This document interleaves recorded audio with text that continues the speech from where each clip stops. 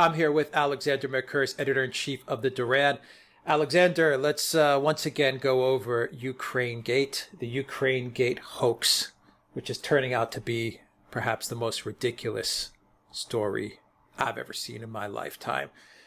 But there is a lot of propaganda being pushed out by the mainstream media, the neoliberal establishment mainstream media, about this story. And we'll get into a lot of the details, Alexander, especially we'll focus in on John Solomon's, I believe, 450 documents that he obtained from Ukraine, which really contradict much of Biden's account of the situation and the firing or dismissal of the Ukraine prosecutor, Viktor Shogun. And we'll get into those documents and really focus in on Viktor Shogun's affidavit, his statement to a European court, which really contradicts what Biden has been saying, as well as Solomon's own investigative reporting. And he's done an excellent job at getting to the bottom, or at least trying to connect some dots as to what's happening or what was happening in Ukraine, because a lot was happening outside of this 20, 30-minute phone call between Trump and Zelensky, which anybody who can read basic English understands what the transcript, what the phone call was about. It had nothing to do with Biden, and had everything to do with CrowdStrike and that DNC server, as well as some other small talk and, congratulations here and there. But Alexander, let me get to the first question, which is a little broader question before we really dig into the details. One of the main arguments being made and being pushed out by the establishment mainstream media is the argument that Trump withheld or was withholding military aid in order to obtain this favor from Zelensky, that favor being the Hunter Biden investigation. Now, the argument was that Ukraine was under assault by Russia. Russia was marching tanks into Crimea, was going to take tanks all the way to Kiev. And of course, Trump was not giving the military hardware in order for Ukraine to defend itself, unless Zelensky decided to reinvestigate Hunter and Joe Biden. That is, in a nutshell, and I'm paraphrasing, much of the argument being pushed out by the Democrats and by the establishment mainstream media with regards to the military aid. So, Alexander, touch upon this part of the narrative. Yes, well, I'm glad you brought this up, because can I just say this is a complete nonsense. Now, let's first of all talk about the subject of military aid to Ukraine, U.S. military aid to the Ukraine. The starting point of U.S. military aid to Ukraine is that Barack Obama, who was the president of the United States when the Ukrainian crisis began in 2014, he formally, publicly, legally prohibited the supply of U.S. military aid to Ukraine. In doing so, he was backed by the major European governments, Germany, France, and all the rest. Weapons to Ukraine was an extremely bad idea. The person who made the decision, wrongly in my opinion, and against the advice of the Europeans, to start supplying military aid to Ukraine was none other than Donald Trump. So what Donald Trump is now being accused of holding back on doing that which Obama initially completely refused to do. But let's put the history to one side, and let's concentrate purely and specifically on this $250 million of military aid. Right. Can you just repeat that one part again, just so we can place emphasis on it? What Trump is being accused of doing, Obama withheld doing. Just repeat that one sentence that you said, because I think it's really important, because it really debunks much of the military aid narrative. Crystallize that one part once again. Yes. So what Trump is now being criticized for holding back on doing, in other words, delaying the supply of military aid to Ukraine, is exactly that thing which Barack Obama never did and said he would never do, which is supply military aid to Ukraine. Ukraine. On the subject of military aid to Ukraine, Donald Trump has been far more forthcoming in sending arms to Ukraine than Barack Obama ever was. Barack Obama said no. I read a huge article, a huge interview he gave to the Atlantic just before he ceased to be president, in which he explained it and justified it and said, he thought it was a very bad idea to supply arms to the Ukraine, not just because the Germans were against it, but because in Ukraine, the Russians could always supply more arms to their people than the United States could supply to Ukraine, because as Russia was a border, on Ukraine's border, it has what Obama said was escalatory dominance. Now, you may agree with that, you may disagree with that, but that was Obama's view. Completely makes sense. Policy. I mean, he was against supplying arms to Ukraine. It's extraordinary how people have completely and entirely forgotten about this. But let's now focus on this particular delivery of military aid to Ukraine, the $200 million that Congress authorized and which was delayed. When Trump and Zelensky had this famous call, firstly, Trump made no reference to that military aid. Secondly, the Ukrainians had not been informed that this military aid was being delayed. So Zelensky had no idea about it. But more to the point, the context of this call was a time when, so far from the Russians marching on Kiev, there were peace negotiations underway. The Russians and the Ukrainians at that time were involved in very complex negotiations for a major prisoner swap, which duly happened. There were also negotiations underway at that time for a summit meeting between Trump and Putin, which would take place in the context of a Normandy 4 meeting with Macron and Merkel also there. There was no question of war at that time. The reason that aid was held back was a new president had come into office in Ukraine, who is Zelensky, and the United States, very understandably and correctly, and this was clearly a complex decision involving many people, were waiting to see what this new president's policy was going to be. That's why they held back. No other reason. Donald Trump did make the point in the telephone conversation with Zelensky that the United States was providing all this help to Ukraine and the Germans were not doing so.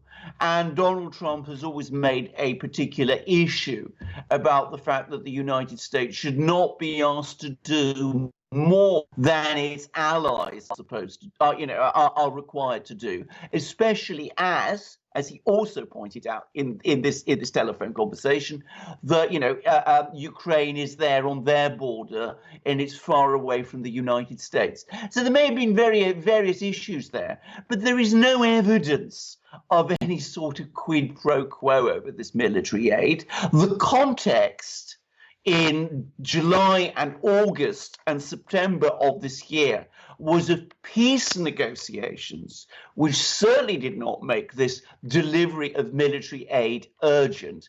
And to repeat again, the only president of the United States who has decided that Ukraine should be getting military aid is Donald Trump. Barack Obama prohibited it. Trump has supplied Ukraine with weapons. Barack Obama refused to do it. Incredible.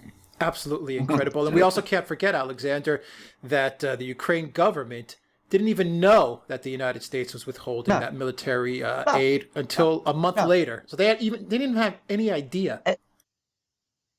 No, exactly. So, I mean, this whole thing is just been like so many aspects of this story, like so many aspects of the Russiagate story. It's a figment of people's imaginations. People are writing all sorts of things that they truly and honestly don't know anything about. They're putting two and two together, and they're not making five. They're making 5 million. They have not. They don't have a clue about Ukraine, about the situation there, about the history of US military aid to Ukraine, which is completely different from what I think they think it is, and about the whole nature of the timetable in this case, which, as I said, completely argues against this theory. Yeah, and we'll get into the way the media is interpreting that transcript, because this is a really interesting case of pure propaganda and manipulation. And I think that's an interesting thing for us to discuss for a couple of minutes, maybe towards the tail end of the video. But right now, Alexander, let's get to Shogun's testimony, to his statement that he made to the European court. And part of that statement touches upon his dismissal. And I'm going to read you, and the meat of this statement, people can find it on Script under John Solomon's account, and where he discusses his dismissals in paragraphs 6 through 12. Now, you sent me these paragraphs. I've read them over many times, and I'm going to read you just one portion of it, and that's paragraphs 7 and 8. The official reason put forward for my dismissal was that I had allegedly failed to secure the public's trust. Poroshenko and other state officials, including representatives of the U.S. presidential administration, had never previously had any complaints about my work. However, there were no grievances against me or any allegations that had I committed any corruption related or indeed any other criminal offenses. Biden never stated anything of the kind either. Furthermore, all sanctions in respect of Yanukovych and his supporters remained in force and were not lifted whilst I occupied the post. Moreover, these sanctions were extended. Paragraph 8. The truth is that I was forced out because I was leading a wide-ranging corruption probe into Burisma Holdings, Burisma, a natural gas firm active in Ukraine, and Joe Biden's son, Hunter Biden, was a member of the board of directors. I assume Burisma, which was connected with gas extraction, had the support of the U.S. Vice President Joe Biden because his son was on the board of directors. Alexander, expand on those two paragraphs. From this is Shogun's words, from Shogun's statement to European court.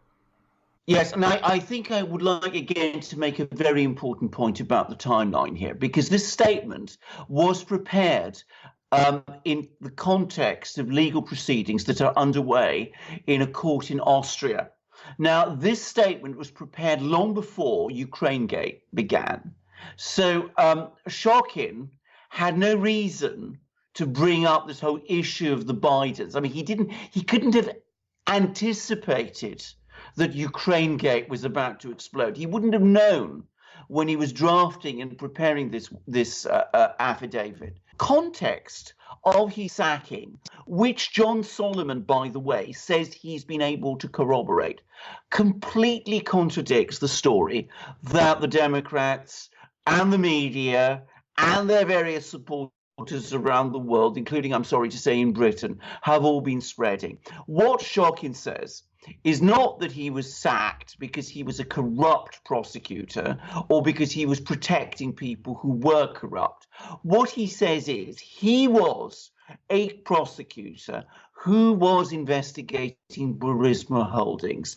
And the reason he was sacked is because Joe Biden, the Vice President of the United States, intervened in order to get him sacked, in order to protect a company, Burisma Holdings, which was employing at a vast salary Joe Biden's son, Hunter.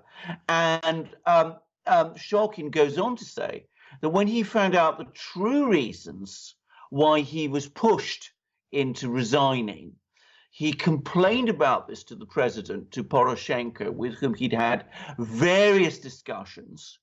And he also brought a complaint about it to the European Court of Human Rights because he felt that he had been maneuvered into a resignation, forced into a resignation, which he considered was deeply unethical, and that his reputation was trashed. So this is Shokin's account. John Solomon says he is able to corroborate it. There was, contrary to what is being said, an active, ongoing investigation into Burisma Holdings when Shokin was sacked. That investigation was brought to a stop after Shokin was sacked. I've actually got that line, Alexander. Do you want me to read it to you just so we can document it as well? From Solomon's article at The Hill, because I think, I'm sorry to interrupt you, but I actually got that in front of me. No. Oh, okay. Please read it. This is from John Solomon. Some media outlets have reported that at the time Joe Biden forced the firing in March 2016, there were no open investigations. Those reports are wrong. A British-based investigation of Burisma's owner was closed down in early 2015 on a technicality when a deadline for documents was not met. But the Ukraine Prosecutor General's office still had 2 open inquiries in March 2016, according to the official case file provided me. One of those cases involved taxes, the other, allegations of corruption. Burisma announced the cases against it were not closed and settled until January 2017. Alexander. Well, there we are. I mean, that's it. So, I mean, the fact of the matter is, the whole story that, as I said, there was nothing found against Burisma Holdings, and that this is a non-existent investigation is completely untrue. And Shokin himself has said that he was investigating Burisma Holdings, that this was a serious investigation, and he has said on oath that he was sacked in order to stop that investigation. And when the president of Ukraine, Petro Poroshenko, confirmed this to him, he brought a complaint about it to the European Court of Human Rights, which I presume was never pursued, but because, to be frank, I don't really see what the legal grounds for it would have been. But the point is, he was not, according to his account, that was the reason why he was sacked. No other. All these allegations that he was protecting corrupt people, that he was corrupt himself, there is no corroboration for them. And John Solomon again says that documentation he has seen doesn't bear them out. Now, there's another part of Solomon's reporting, which also shows that the minute Shokin was sacked, Burisma's lawyers in the United States immediately proceeded to contact Ukrainian officials in the Ukraine embassy in Washington, D.C. to close whatever investigations were going on, but to also rewrite the narrative that was being reported in relation to Joe Biden and Hunter Biden. Is that true as well, Alexander? What does that tell you? The fact that the lawyers of Burisma in the United States were immediately activated right when Shokin was sacked to create a line of communication with the new prosecutors in Ukraine and even get meetings for them in Washington, D.C.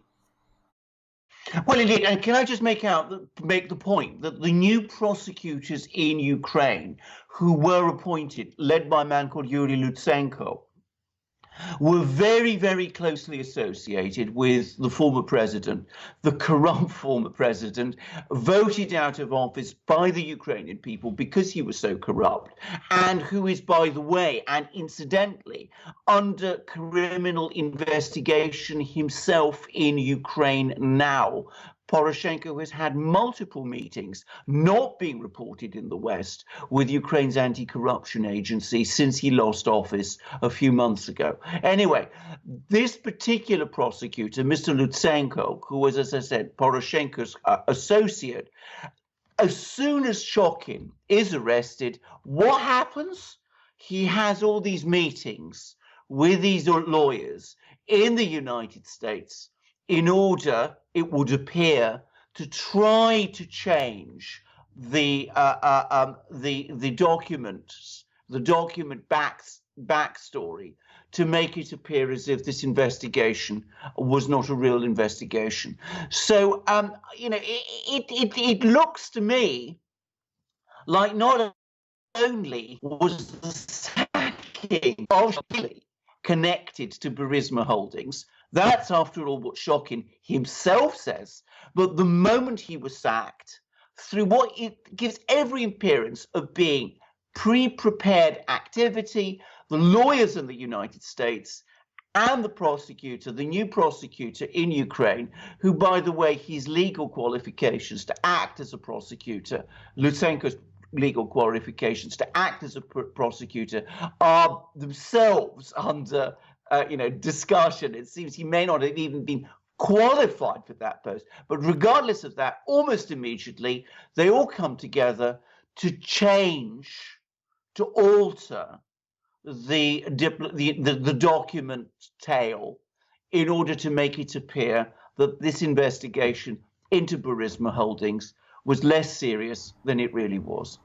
What do you make, Alexander, real quick, of the argument that the European Union and Cameron also thought that Shokin was corrupt and they wanted him out as well? Yes, I mean, this is, of course, the principal narrative that one of the things that is being spun now. Of course they did. The United States government wants the prosecutor of Ukraine sacked. The reality of international power today is that the IMF, which, to be very clear, is largely run by the United States, and at that time was run by Christine Lagarde, who, let us remember, was very, very close to the Obama administration, and, of course, the various European governments that were supporting Ukraine at that time, were all going to fall into line. They invariably do. When have European governments, like those of Germany, Britain, France, all the others, ever stood against any policy that the United States followed against in relation to Ukraine during the entire period of the Obama administration? Never. They always ended up doing what the United States wanted. And of course they did on this one. They always do. All right, Alexander, let's shift gears and talk about the transcript. A couple of questions that I have for you. Yeah. Number one, why isn't anyone talking about this so-called whistleblower who we have said in another video, he's not really a whistleblower, he's more of a gossip blower. Why isn't anyone talking about this person? Why can't we see this person? Why can't we know who it is? This is, after all, the impeachment, or the process, the inquiry of impeachment of the president of the United States is about as serious, supposedly, about as serious as you can get. Why do we not know who this is? That's my first question. And number two, why isn't anyone in the media asking for an interview with Hunter Biden? Where's Hunter Biden gone? Well, let's start with this whistleblower, and it's exactly the reason you said. Nobody wants to know who he is, or at least nobody, the media wants to know who he is, and the Democrats don't want to know who he is, because if he ever came forward and we found out who he was, we would very quickly find out the point that you made. He is not a witness to anything. He is not speaking from direct knowledge. He did not listen into the conversation between Donald Trump and Zelensky. He did not have any direct information from Ukraine about any of these things that were going on. He was on the receiving end of information that was provided to him by third parties. And his complaint to the Inspector General bears every hallmark of having been drafted not just by him, but by a multitude of other people, including lawyers. They do not want him going into a witness box, either in front of the Senate or the House or in court, and giving evidence both about the things he didn't actually know, because, as I said, he wasn't a witness to any of them, and of who helped him. I consider the fact also that they changed the rules just before the complaint was brought to make it possible to bring a complaint like this to the Inspector General by someone who does not have actual knowledge of the information he is complaining about. I mean, that is incredible. I just think of the implications of this. There's a complaint made about a conversation held by a foreign leader, by the President of the United States, no less. And the person who's bringing that complaint and is now being allowed to bring that complaint doesn't even know, or wasn't actually there listening into that complaint itself. And the rules would change to make that possible. Who wants questions about that to be asked? And as for Hunter Biden, I mean, the obvious questions that people want or should be asking him is, firstly, what were you doing for all that money you were being paid? Because frankly, I don't know. No one has given a satisfactory explanation to me of what Hunter Biden was being paid $60,000 a month in order to do. Secondly, did you ever discuss this arrangement, this cozy arrangement, with your father? Which, of course, he must have done. I mean, I take any argument that he didn't, an absolutely absurd one. And thirdly, when you were approached to take this job, or in fact, were you approached to take the job? How did you come to get this job in the first place? I mean, you're not qualified for this. You've just been thrown out off the Marines because you'd had a cocaine habit. So, how did you come to get this job at all? What were you doing? How did you get this job? And what did your father know? Yeah, I mean, that's an excellent point. How were you hired for this? Because you have zero qualifications to take on a job like this. And no one's asking this, Alexander. And I want to touch upon the transcript and the fact that it's being manipulated. Can I just also make the point? I mean, how do people in Ukraine know who you are? Yeah, he doesn't have any network, no connections there. Doesn't understand the language, the history, the culture. No. Anything. He's never been there, as far as I know. The only reason the Ukrainians would want to employ him is because he's Joe Biden's son. Let's be absolutely clear about this. That is why he was employed. That was why he was given a job for $60,000 a month. And what did he do for all that money? Yeah, it's absurd. Why are the Republicans not hitting hard on these topics, Alexander? I have been seeing for the past 2-3 days the mainstream media run wild with this Trump asked a favor, and they take that word favor, which was at the beginning of the document, of the transcript, and they copy and paste it towards the 2 sentences where Trump mentions Biden. And the media has been, connecting these two and been running with this story. And I even saw on Fox News some of the pundits and some of the hosts say, well, Trump asked a favor from Zelensky to investigate Biden and Hunter Biden.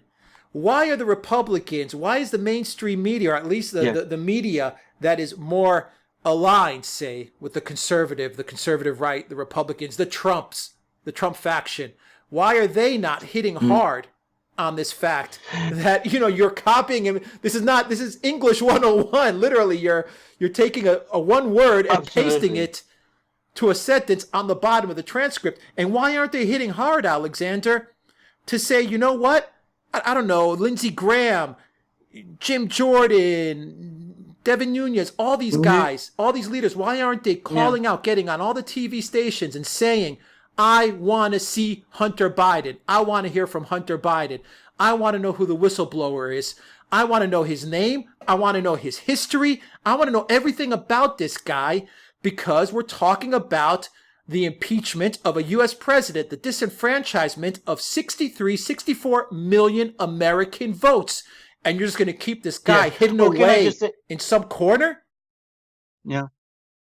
Yeah. Well, can I also make the point, and this point really cannot, has to be repeated again and again at the moment.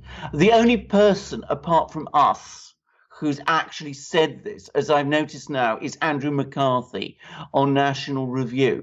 What that conversation between Donald Trump and Zelensky was about Trump asking Zelensky's help in cooperation, getting Ukraine's cooperation with a Department of Justice investigation headed by District Attorney John Duran into the Russiagate, the origins of Russiagate in Ukraine. That was what that conversation was about. Indisputable. Biden came up later. Indisputable. You only have to read that transcript, memo, note of that conversation, call it what you like, to see that. It is simple, plain English. Andrew McCarthy, who is a brilliant writer, has seen this. I read that memo. I've seen this. It baffles me that so many few people see it at the moment in the US. Now, all I'm going to say is this. The Democrats have come to this very well prepared. They've known about the story coming out for weeks. They've had their story ready. They've inundated the media with all these false narratives. It reminds me, I must say, this very much of the start of Russiagate in, the period from December to March, December 2016 to March 2017, with all these extraordinary stories circulating, and the Republicans were completely at sea. It took them weeks, months to get a real sense of what was going on, and many of them were floundering, and some of them were even giving a completely wrong impression that there might even be something in this. With Russiagate, we know there was nothing in this. And it looks to me, I'm sorry to say this, that it's the same problem again with Ukraine-gate. I find it absolutely baffling. I would have thought by now they should have realized that the Democrats were looking for some pretext to impeach Trump from even before he was inaugurated or indeed elected. And having failed with Russiagate, they've now searched around and they've come up with this one. But they should be prepared for this. But once again, they've been very slow. They are dangerously slow getting on top of this. Yeah, I feel like I'm going crazy, Alexander. As we wrap up this video, I'm reading the transcript like you. I've read it dozens of times. And I feel like I'm going crazy because I read the thing and it's not that long. It's a very simple, basic transcript. Yeah. And all it is Trump asking for help on CrowdStrike. I don't even know if you could say asking for help. Exactly. He's like, hey, remember this whole Russiagate thing with Mueller, who testified the other day? No one mentions the context of this phone call. No. That it was during the Mueller Mueller testimony. So obviously they're going to talk about it because that damn CrowdStrike server, and you can finish it off on this point because I know you have some information on this. That damn CrowdStrike server may be in the hands of Ukrainians, the SBU. They have information there. Yeah. Maybe they do. But it definitely looks like there's something to Trump's ask of Zelensky. In other words, as Mueller's testifying today, Mr. Zelensky, maybe you can look into this DOJ investigation that CrowdStrike and that server is sitting in your country. It's in your country. Can you take a look at that? Exactly. That's what it says. I mean, that's what the transcript there says.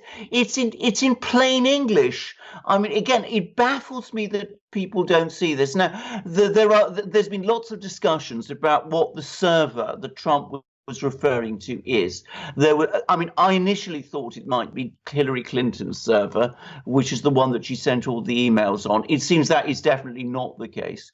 There's been suggestions that it's one of the DNC computers.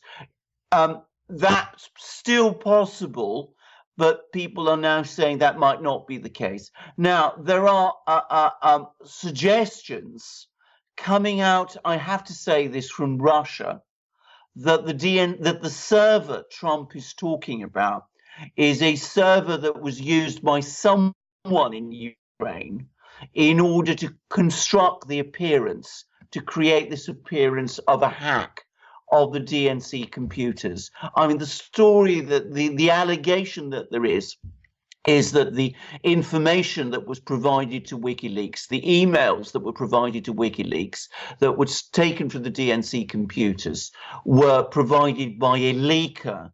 And in order to conceal the fact that there was a leaker and to attribute it instead to the Russians, a hack, a phony hack was concocted from a server in Ukraine, and this mysterious internet persona Christoforou was also created in Ukraine to give the appearance that the emails were stolen through a hack by Russian intelligence.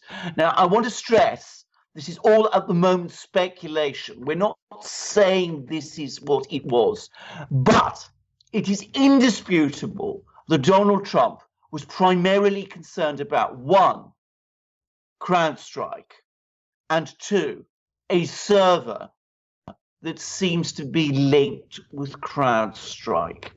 That is what that conversation was about. Indisputable.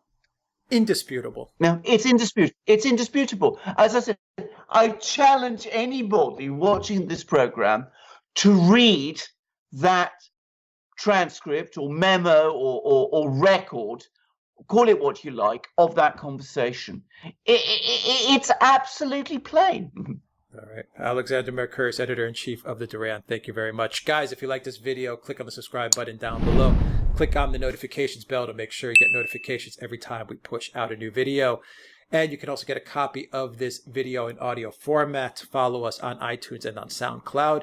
You will find links to those platforms in the description box down below. And please donate to the Duran, PayPal, Patreon, and Subscribestar. Your donation helps keep this channel up and running and helps keep us moving along. And something else that helps keep us moving along, also keeps us warm, also keeps us, as you say, Alexander, refreshed and alert, is when you go to the Duran shop and pick up magic mugs or magic shirts. Well, indeed, magic mugs and magic shirts. And this is, I think, it's now become my favorite mug, because this is one of my great heroes, who's Sergei Lavrov. We've just, by the way, done a very good video about him, I think, which we discussed some of the things he's been saying. But as I said, this is Sergei Lavrov on one of our magic mugs. Beautiful 15-ounce, perfect porcelain mug. All our mugs are of superb A1 quality. They're all fantastic, the best mugs I've ever had.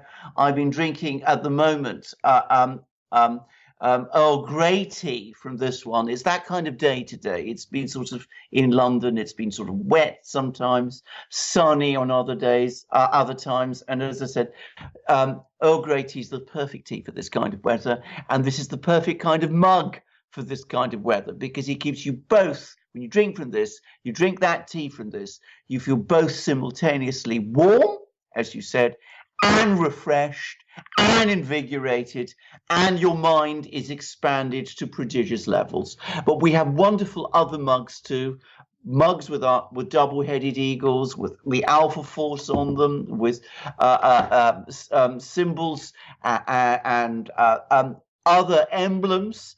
Alex has been refreshing our merchandise. You can buy shirts, beautiful T-shirts. Now, this one, as I said, has our own double-headed eagle, which is the double-headed eagle of the Duran, pointing to both the east and the west. On this beautiful shirt, 100% cotton, beautiful, fits beautifully, incredibly comfortable, wonderfully dyed. All our shirts are amazing. We've got long-sleeve T-shirts, we've got polo shirts, we've got hoodies, we've got stickers, we've got books about Russiagate, We've got a book about Brexit. We're going to refresh those books eventually. And they're all there in our shop. They're the best quality items. Our competitors or opponents, if you like, are trying to copy them and are making terrible copies of them, very inferior quality. Ours is star quality. Help us, help yourself. Go to our shop. Alex will tell you how to do it. The DuranShop.com. You can find the link for that in the description box down below. Alexander Mercouris, thank you very much. Until next time, everybody, take care.